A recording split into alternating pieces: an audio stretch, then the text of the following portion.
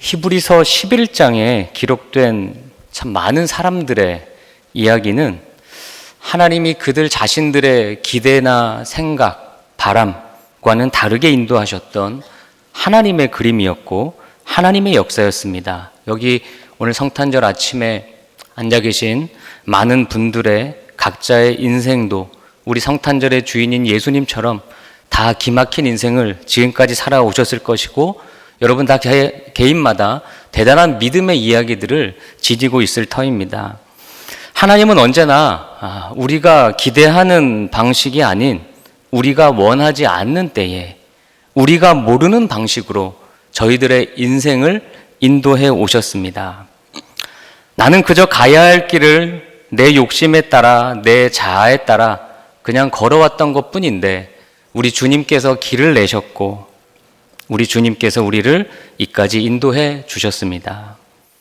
11장에 이름이 언급되어 나오는 사람 중에 제일 기막힌 인생을 살았던 사람을 한 명 꼽으라고 한다면 저는 라합이라고 생각합니다.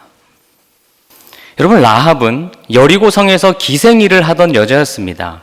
라합은 자기 집에 숨어 들어온 이스라엘 정탐꾼들을 살려주었습니다. 왜 그렇게 했을까요? 그녀의 그 신분이라면 차라리 여리고성이 무너져 버리든지 아니면 여리고성이 그냥 그렇게 잘 유지되어서 내가 하던 이 기생일이라도 계속하면서 먹고 살면 좋겠다라는 그런 생각을 하지 않았을까요? 여러분, 그녀가 뭐 엄청난 기대를 하고 숨겨주었을까요? 남자들이 치고 들어오는데 이 기생이었던 라합이 뭘 할 수 있었겠습니까? 사실 그녀도 그냥 할 수 있는 것만 했습니다. 그런데 여리고성이 멸망할 때 구원을 얻었습니다. 이게 다가 아닙니다. 여러분 잘 아시겠지만 보아스의 아빠가 살몬이고 엄마가 라합입니다. 보아스가 룻과 결혼하죠. 이방 여자와 결혼하지 않는 그들인데 살몬도 라합과 결혼하고 보아스도 룻과 결혼합니다. 그리고 바로 그들의 후손이 다윗이고 그 후손이 예수님입니다. 어떻습니까? 여러분, 말이 되는 이야기일까요?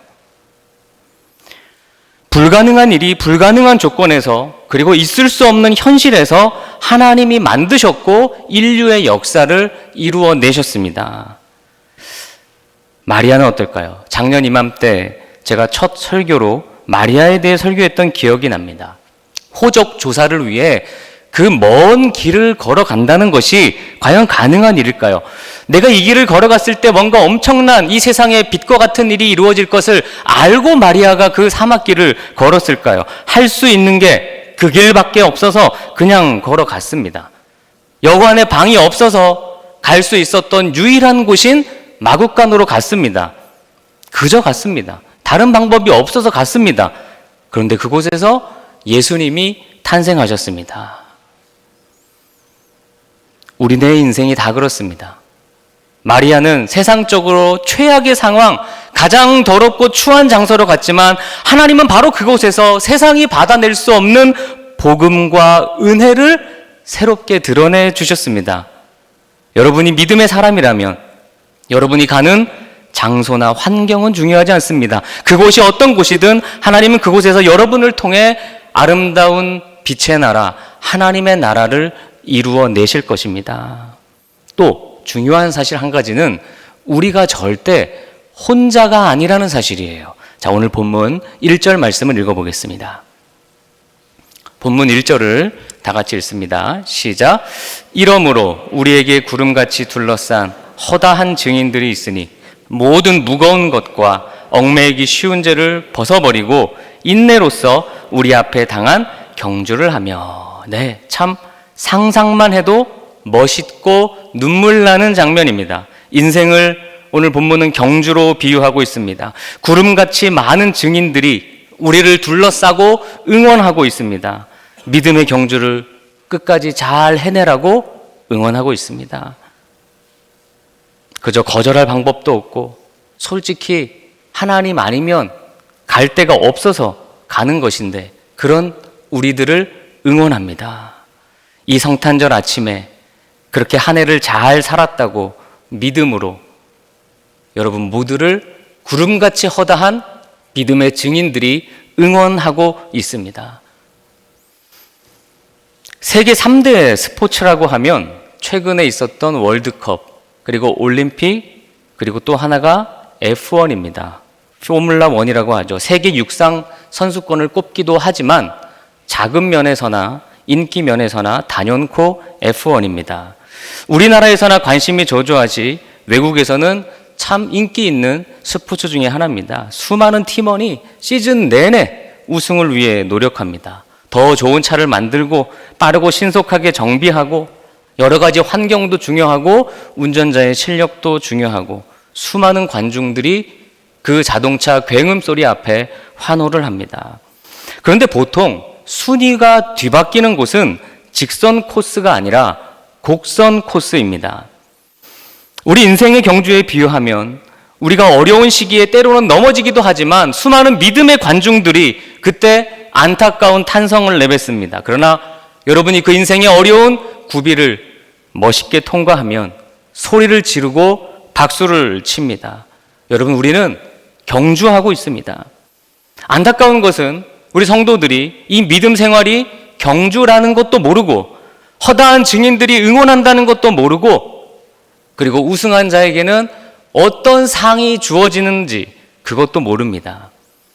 이 땅에 오신 예수님께서는 처음부터 인생의 경주를 하셨습니다. 특별히 예수님은 십자가의 경주를 위해 처음부터 끝까지 달리셨습니다. 그 목적이 분명했기에 인내했고 견디셨습니다.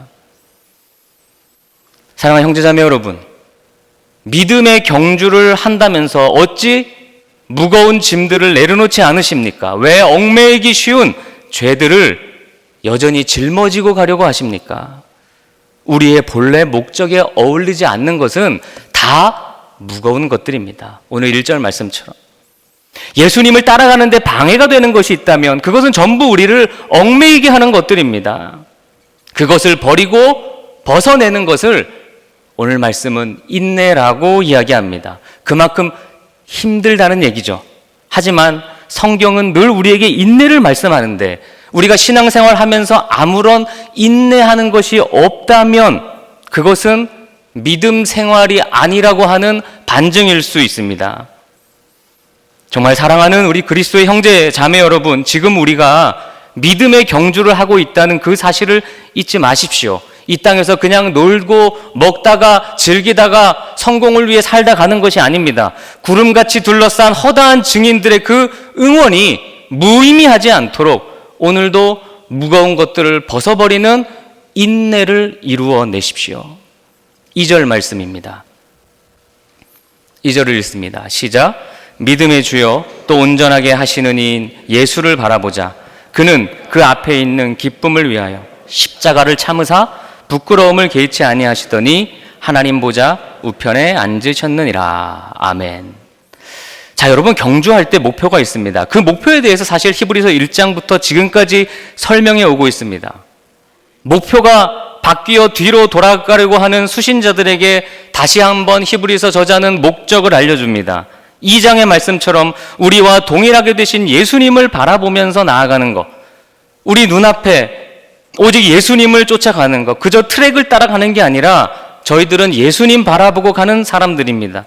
만약 저에게 히브리서를 이제 저희가 거의 마무리하고 있는데 히브리서를 요약하는 딱 한 구절만 꼽으라고 한다면 저는 주저없이 히브리서 5장 8절과 9절을 히브리서의 주제로 꼽을 겁니다. 한번 같이 읽어볼까요? 히브리서 5장 8절과 9절입니다. 시작.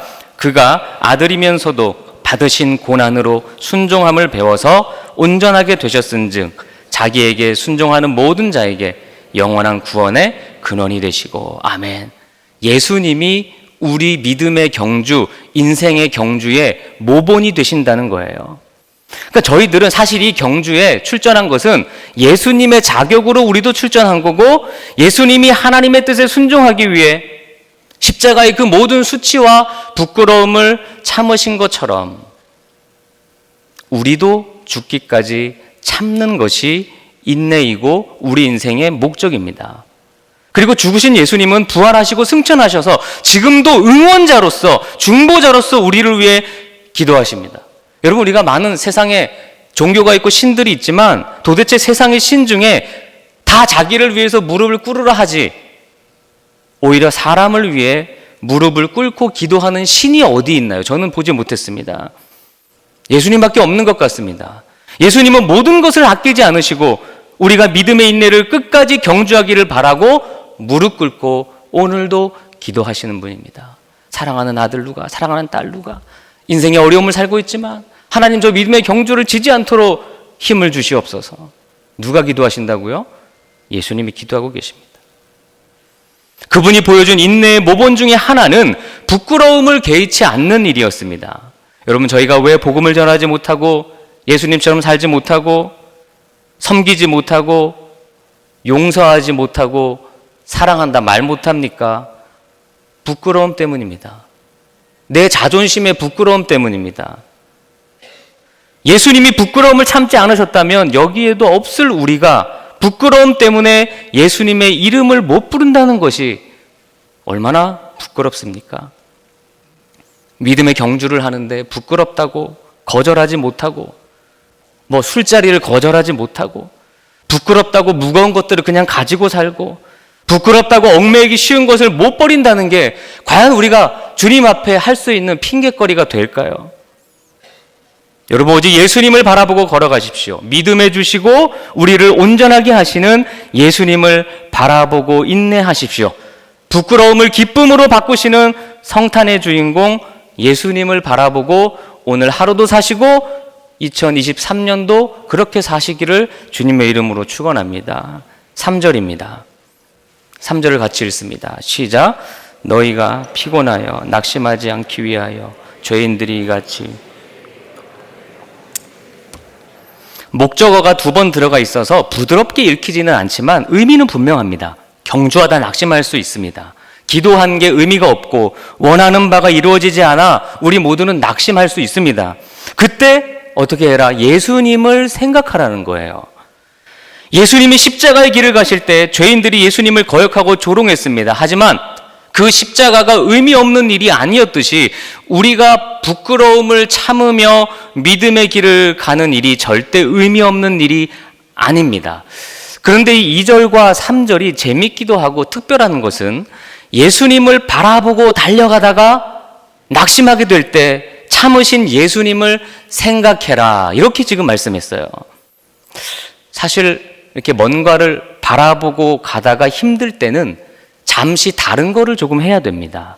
예를 들면 저도 설교 준비하다가 집중이 안 되면 나가서 교회 앞 잔디밭을 걷는다든지 뭘 좀 먹던지 다른 방향을 봐야 되는데 믿음의 경주는 그렇지 않은 모양입니다. 성경을 보다가 힘들면 성경을 생각해라. 뭔가 어폐가 있는 말 같죠? 여러분, 좀 더 이해하기 쉽게 남편을 계속 바라보다가 힘들면 남편을 생각해라. 이 말이 크게 문제가 있다는 게 확 이해가 되시죠? 뭔가 좀 이상합니다. 그런데 그게 아닙니다. 이 말이 예수님을 바라보고 가다가 힘들고 낙심되면 늘 참으신 예수님을 생각하라는 겁니다. 죄인들의 거역을 참으신 예수님을 생각해라. 무슨 말일까요? 인생을 살며 수없이도 사실 예수님을 거역하며 산 게 누구입니까? 나입니다. 나 자신입니다. 항상 예수님을 거역하며 살아온 나를 참아주신 예수님을 생각하래요. 우리의 신앙이 절대 다른 거를 볼 여유가 없습니다. 우리는 오직 예수님을 바라보다 지치면 예수님을 생각해야 합니다. 히브리서는 단호합니다. 여지가 없습니다. 유대교로 돌아가려는 수신자들에게, 안주하며 살려고 하는 우리들에게 매우 단호하게 말씀합니다.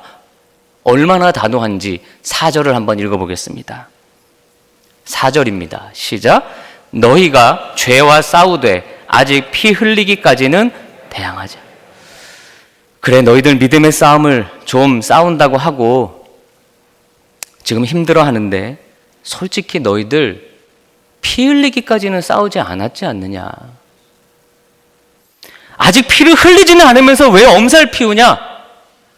여러분, 10장에 보면 히브리서 수신자들이 고난의 큰 싸움을 견뎌내었다고 칭찬했던 구절들이 있습니다. 하지만 지금 말씀은 그럼에도 너희들 피 흘린 적은 없다고 얘기합니다. 여러분, 피 흘리기까지 싸우셨습니까? 이게 조금 더 노골적으로 말하면 너희들 순교하기까지 간 것은 아니지 않느냐.